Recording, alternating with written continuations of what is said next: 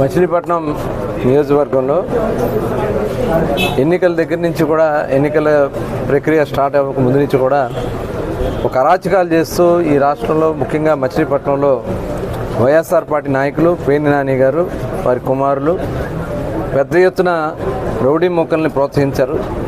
పర్యవసానంగా ఈ రోజు వరకు కూడా దాడులు చేస్తూ ఉన్నారు. ఇవాళ తెలుగుదేశం పార్టీ కార్యకర్తలు నాయకులు మరి ఈరోజు వైఎస్ఆర్ పార్టీ నాయకులు దాడులకి బాధితులుగా మిగిలిపోతూ ఉన్నారు.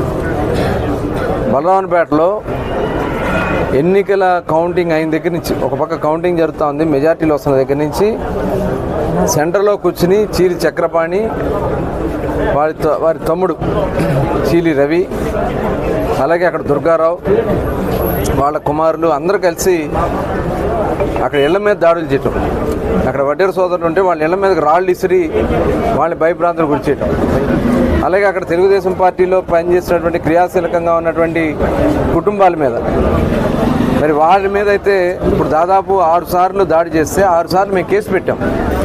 మా వాళ్ళు కేసు పెట్టినా కూడా సిఐ గారు చేతకాని సిఐ, డిఎస్పీ ఒక చేతకాని డిఎస్పీ వీళ్ళిద్దరూ కలిసి ఇంకా అధికారం పార్టీకి ఏదైతే వాళ్ళ పాత పార్టీకి అనుకూలంగా పనిచేస్తూ ఉన్నారు.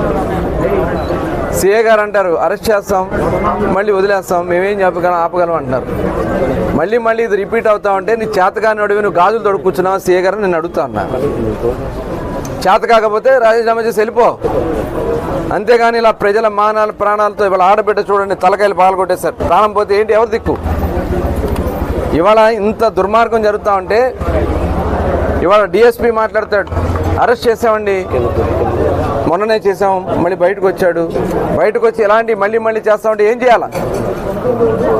వాళ్ళ మీద కఠినమైనటువంటి సెక్షన్స్ పెట్టాల్సినటువంటి అవసరం ఉందా లేదా?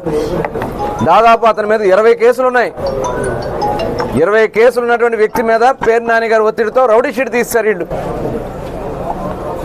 మరి రౌడీ షీట్ తీసేస్తే ఏం చేస్తారు?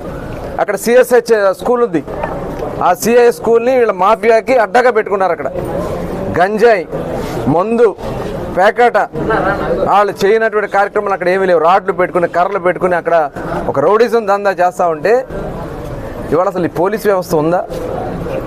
ఇలాంటి దుర్మార్గులు డిపార్ట్మెంట్లో ఉంటే ఇలాంటి పరిస్థితులు వస్తాయి. సిఐలు అమ్ముడిపోతూ ఉన్నారు, లేకపోతే ఇంకా పాత వాసన పోనట్టు ఉన్నది. ఖచ్చితంగా సిఐ గారి మీద కూడా కఠిన చర్యలు తీసుకోవాలా. ఇవాళ ఎవరైతే దీనికి బాధ్యులై ఉన్నారో వాళ్ళ మీద కఠినంగా చర్యలు తీసుకోవాలా.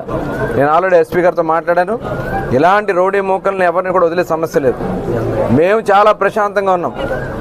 ఇవాళ అధికారం ఉంది కదని చెప్పి ఎక్కడ కూడా మా వాళ్ళు తప్పులు చేస్తాను మేము ఎక్కడ కూడా ప్రోత్సహించరు, వద్దని చెప్తా ఉన్నాం. నిజంగా మేమే ఒక్కసారి వాళ్ళకి